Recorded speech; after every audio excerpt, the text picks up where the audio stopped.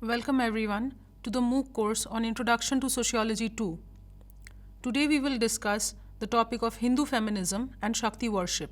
To begin with, we acknowledge that the early schools of feminist thought have all been deeply Eurocentric.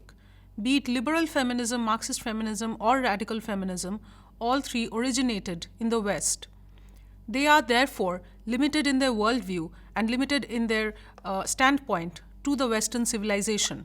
Next, there are feminist perspectives from various parts of Asia, from various parts of other cultures which are not being represented by the Western feminist school of thought. For instance, Saba Mahmood has discussed how Egyptian women have asserted themselves not by opposing the culture in which they are, but by choosing to conform in their own culture. Therefore, feminist thought need not always be in opposition to the culture. Rather, instead, feminist thought can also be in conformity with the culture in which the women exist. Next, we look at Indian Hindu Shakti worship. In India, there have been various schools of feminist thought. However, we need to understand the importance of Shakti worship in Hinduism to understand how femininity is perceived in India, how femininity is perceived in Hindu society. The worship of Shakti is the worship of the feminine force. It is the worship of Mother Nature. It is the worship of the force of creativity that exists through nature.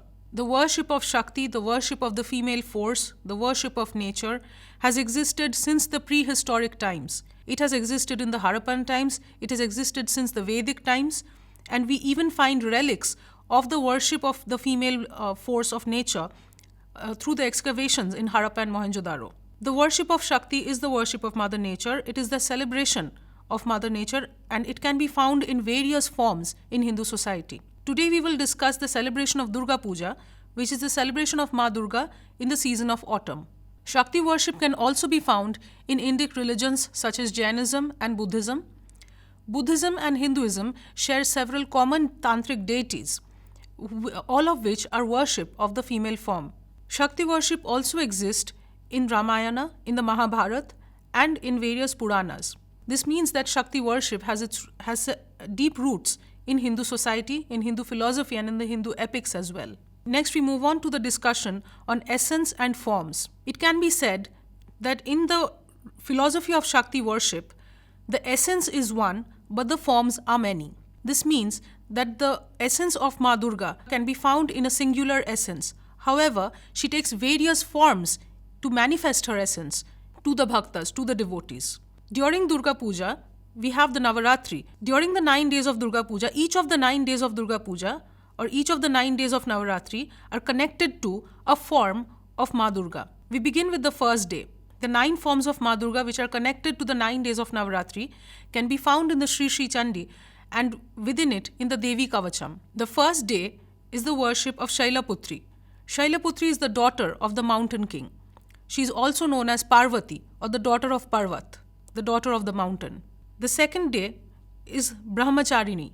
Brahmacharini is the worship of Ma Durga in the form of the deity who bestows Brahmagyana or the knowledge of emancipation, the knowledge of liberation onto her bhaktas. Ma Durga is simultaneously Brahma Vidya and the one who gives Brahma Vidya to her bhaktas. The third day is the day of the worship of Chandraghanta. The word Chandraghanta has 2 parts, Chandra meaning moon and Ghanta meaning the bell. Like the moon, our emotions are constantly fluctuating. Like the waxing and waning of the moon, our emotions are constantly fluctuating. However, through the worship of this deity, we can bring our fluctuating emotions to a point of calmness, to a point of bliss. The fourth day is the worship of Kushmanda. Kushmanda has the word anda in it, which refers to the cosmic egg within which all of creation takes place. The fifth day is the worship of Skanda Mata. Skanda is another name for the Hindu god Kartik, and Ma Durga is the mother of Kartik, and therefore she is known as Skanda Mata. The sixth day is the worship of Katyayani. Katyayani is the form of Ma Durga when she took birth in the ashram of Rishi Katyayan.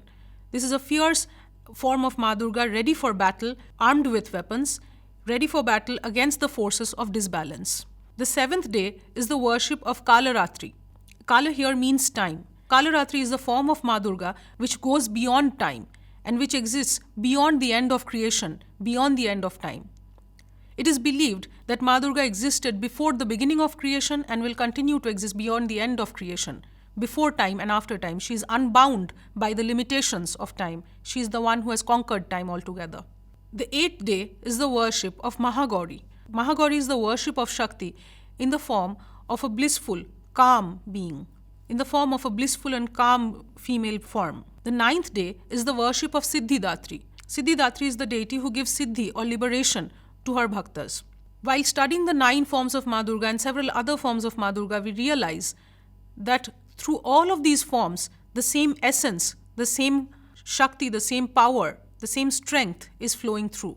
Next, we look at the all-pervasive idea of Shakti. It is believed that Shakti is all-pervasive. It pervades through all of existence, through all living creatures and through all of existence. Therefore, Shakti is both immanent and transcendent. Shakti is immanent because it pervades through all of us, it pervades through all of existence. And at the same time, it is transcendent because it is the divine. Shakti can be conceived of in the form of Prakriti. Prakriti means nature or our material reality, which is derived from nature. Everything that we feel with our 5 senses can be understood as the material reality. And it is believed that Shakti, or the female force of creation, passes through or pervades all of material reality. Shakti is also perceived of in the form of Maya. Maya is considered to be cosmic illusion. However, here illusion does not mean falsehood. It does not mean that something doesn't exist. Here illusion refers to the transience of material reality. Shakti is the power that engenders cosmogenesis and sustains creation. Therefore, Shakti is the power that brings forth the very existence of the universe, the very creation of the universe. And at the same time, Shakti is believed to be the power that brings forth the very existence of the universe. And at the same time, Shakti is also believed to be the power that sustains creation. It is through Prana Shakti. The Prana Shakti is the vital force that lives through all living beings. It is through Prana Shakti that we are able to breathe, that we are able to exist in our living form. Shakti pervades all creation and is yet unconstrained by them. Shakti is that force of nature, that force of life, that pervades all of creation, that pervades everything that we can experience with our 5 senses. And at the same time, Shakti is not constrained by the boundaries of material reality. We may think that we are constrained by the skin of our bodies. We may think that any object is constrained by its own material limitations. But Shakti, the force that pervades that object, pervades it while not being constrained by the physical limitations of that object. Shakti is therefore a feminine force, and yet it is beyond gender, because it is unconstrained by gender as well.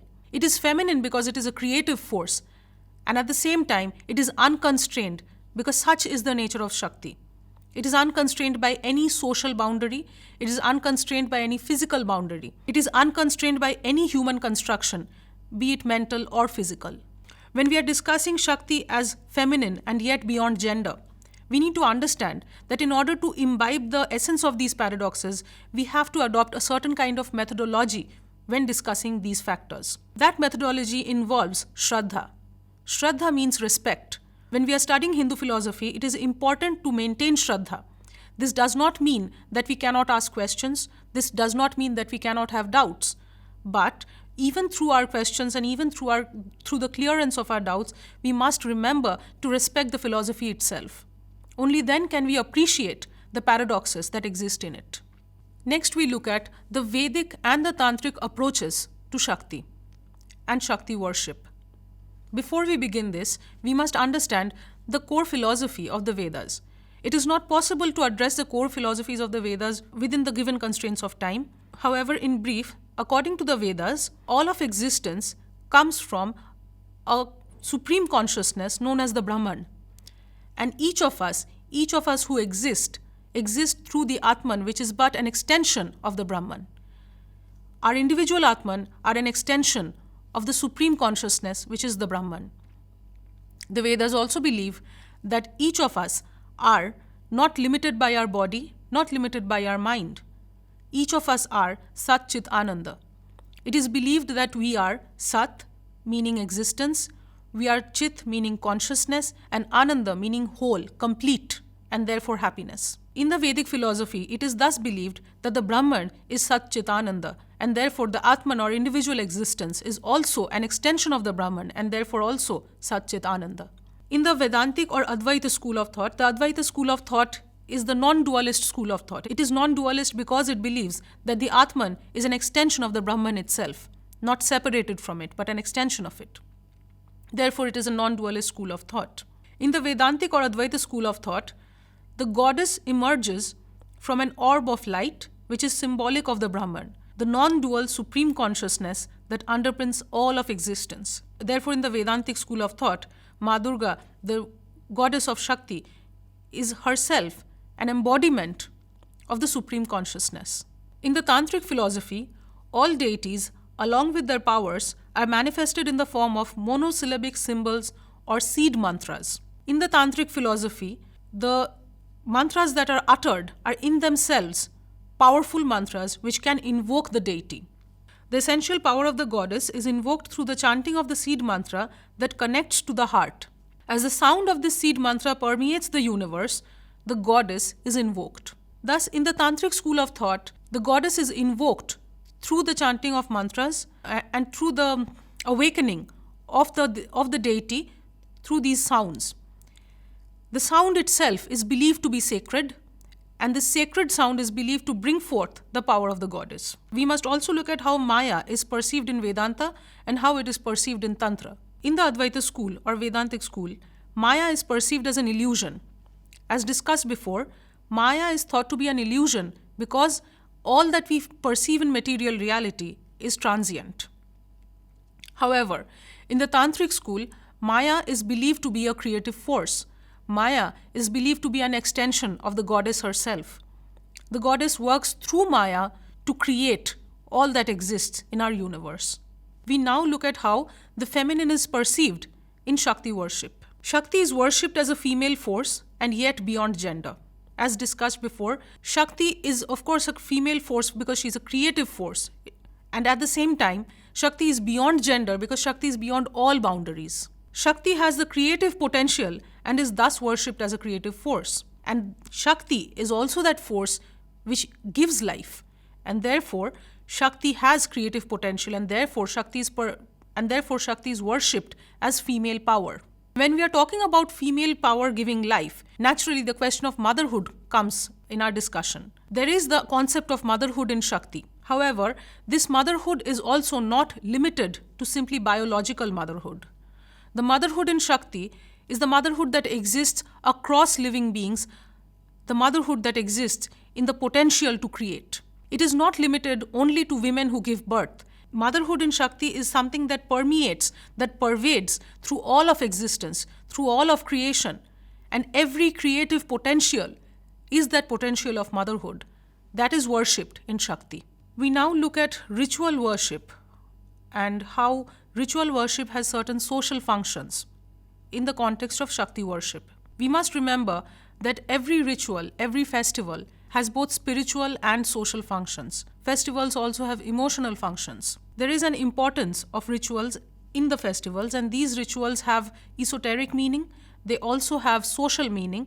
They perform a social function of bringing the community together. In the context of Shakti worship, we will look at the various rituals involved in the Durga Puja. To begin with, there is the Nitya Puja, which is the daily worship that is conducted by the Purohit or the priest. After the Nitya Puja, there comes the Samanya Vidhi. Samanya Vidhi are the preliminary duties of the Purohit. The Samanya Vidhi includes the following. Firstly, there is the Achamana, which is the sipping of water. Secondly, there is the Argha or the offering to the sun. After this, there are purification of various elements which is required before we begin the rituals of the Durga Puja. First of all, there is the Jala Shuddhi or the purification of water. Next, it is followed by the Pushpa Shuddhi or the purification of flowers.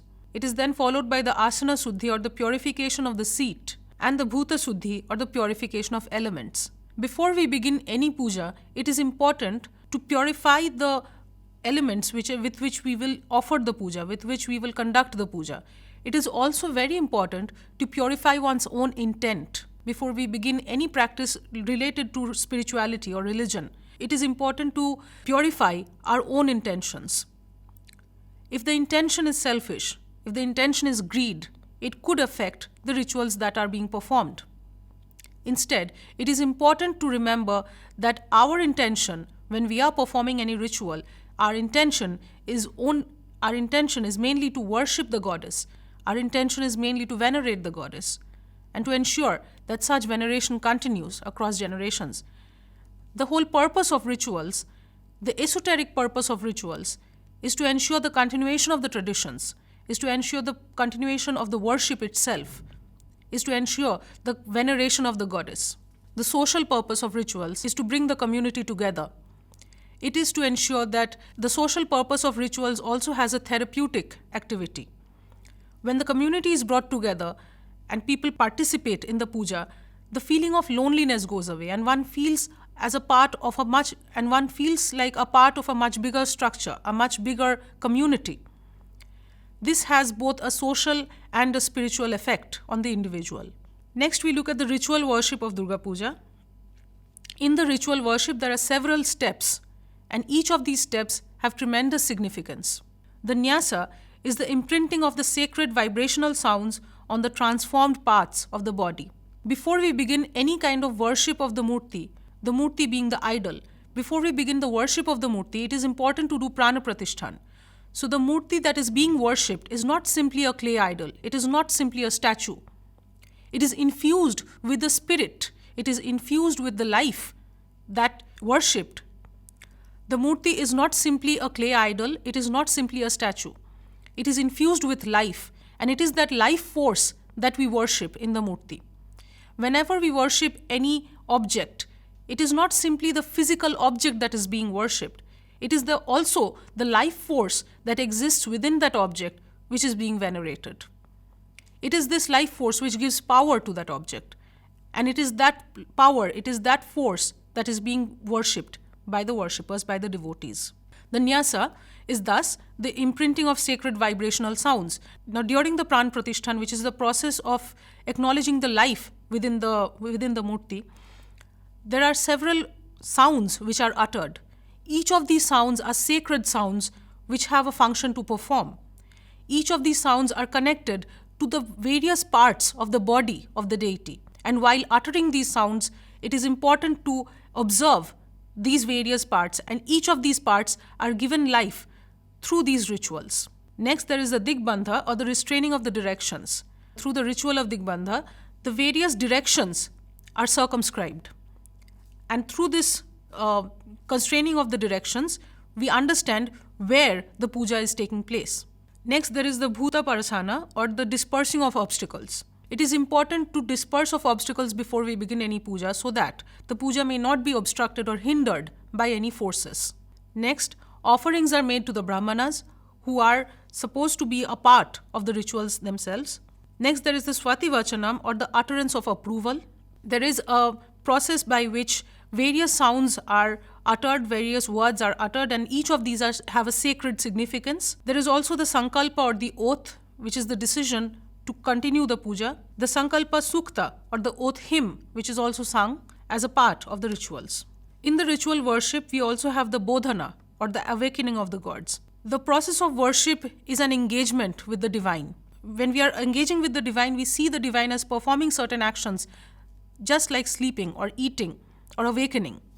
The Bodhana is a process by which the gods are awakened. After the Bodhana comes the Adivasa, or the coloring of the self with impressions. After this comes the ritual of the Mahasaptami, or the 7th day of the Durga Puja, and the beginning of the core of the Devi Paksha, or the time of the goddess. The Mahasaptami is a time when we worship Ma Durga and the community comes together and the various rituals are performed as a part of the worship. In the morning as well as the evening, there is the Arati which is performed. The Arati is a way of worshipping the goddess through various elements. While performing the Arati, there is the use of fire, there is the use of water, there is the use of wind, and several other elements which are offered to the deity.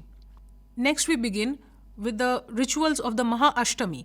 The Maha Ashtami is the 8th day of the Durga Puja. It is a very important day of the Durga Puja, a deeply auspicious day of the Durga Puja. At the end of the Maha Ashtami, we also have the Sandhi Puja. Before doing the rituals of the Sandhi Puja, it is important to complete the rituals of the Maha Ashtami Puja. The Sandhi Puja is a deeply crucial time which begins towards the end of the Maha Ashtami and towards the beginning of the Mahanavami, which is the 9th day. The Sandhi Puja is conducted between the 48 minutes, the last 24 minutes of Maha Ashtami and the first 24 minutes of Mahanavami. During this time of confluence, there is a great collective effervescence. Several people observe the rituals, and it is also the moment when a sacrifice is made to the goddess. The sacrifice could be in the form of an animal sacrifice, it could also be in the form of various other sacrifices. After the Sandhi Puja comes the Mahanavami. The Mahanavami is the 9th day of the Durga Puja, and it is the day when we also have the Homa or the Yajna. The Homa or the Yajna is a process by which a sacred fire is lit in front of the deity, and into the fire we make our offerings to the deity. These offerings include several things, starting from 108 leaves of the Bel tree to various other things which we may want to offer to the deity. The Yajna is a method by which we are able to give our offerings to the gods directly. It is believed that the gods are able to accept our offerings in the subtle form after our offerings go through the fire. After the Mahanavami, we have the Mahadashmi, which is also known as the Vijayadashmi, which is the last day of the Navaratri. In several cultures, this is also the day when we have Dashera, which is the burning of the figure of Ravana. We now look at the social functions of Durga Puja. As we know, the ritual functions of Durga Puja have tremendous significance, which is both esoteric and spiritual. At the same time, Durga Puja also has several social and economic functions. First of all, it is a time of collective effervescence. Collective effervescence is the idea given by sociologist Emil Durkheim. Emil Durkheim talks about collective effervescence in his study of religion. He discusses how, when we perform religious rituals and when the community comes together, there is a rise of a collective effervescence or a community feeling which is generated and which binds all of us together as part of a larger society, as part of a larger community. And when we become a part of this collective effervescence, we lose our sense of loneliness. While retaining a sense of individuality, we also remember that we are part of a much larger community. And this gives us tremendous happiness, it gives us tremendous security, and this collective effervescence is an important aspect of all religious rituals. Therefore, we find that a number of religious rituals in all religions are performed as part of the community. Next, Durga Puja also has an economic significance. It is a time when various artists, sculptors, and various other people of various other trades and skills come together to become part of the process of Durga Puja. During Durga Puja, there is also a spiritual function that is being performed. While being a part of the community, we feel a collective effervescence. At the same time, when we are observing the Arati or participating in the Pushpanjali, we are performing a duty, we are doing an act which is important for our spiritual selves as well. It also gives us a tremendous emotional comfort to be participating in these rituals. Durga Puja thus has both a spiritual significance as well as a social and economic significance in our lives.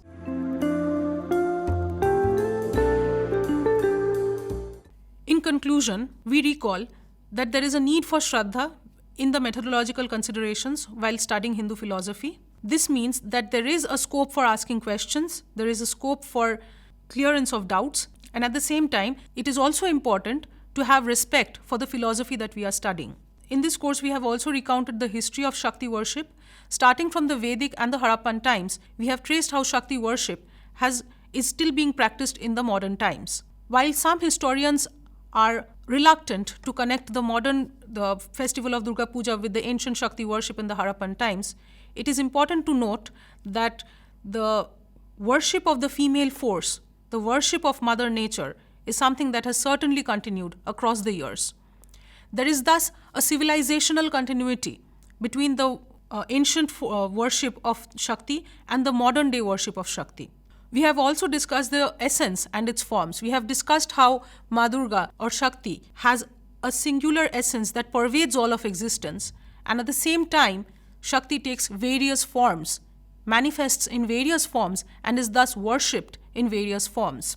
We have also seen the all-pervasive nature of Shakti. We have also studied the Vedic and Tantric approaches to Shakti worship. The Vedic approach to Shakti worship sees Ma Durga as Brahma Vidya herself, as the supreme consciousness which pervades through all of creation. In the Tantric approach, the deity is invoked through sacred sounds, through sacred mantras, which are known as Bij mantras or seed mantras.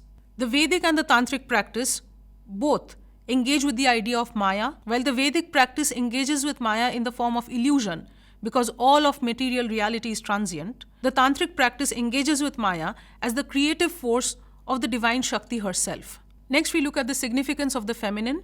The feminine in Shakti worship exists as the creative force, and at the same time, the force of creation is believed to be beyond the boundaries of gender.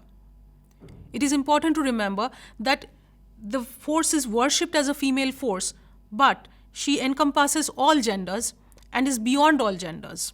Next, we have looked at the rituals and the social significance of Durga Puja. We have seen how the rituals perform various esoteric functions. The rituals are important for the maintenance of tradition. The rituals are also important for ensuring the continuation of the worship of Ma Durga herself, the continuation of the worship of the Supreme Consciousness. And at the same time, there is a social significance and an economic significance to Durga Puja, where we find that there is a generation of this collective effervescence. There is a rise in community feeling, which is important for every individual who is living in human society. Therefore, in this course, we have studied both the philosophical aspect of Shakti worship as well as the sociological and economic aspect of Shakti worship. In this course, we have discussed the esoteric forms as well as the social and economic forms, and we have tried to understand how the worship of Shakti, which is both ancient and eternal, continues in our society till today.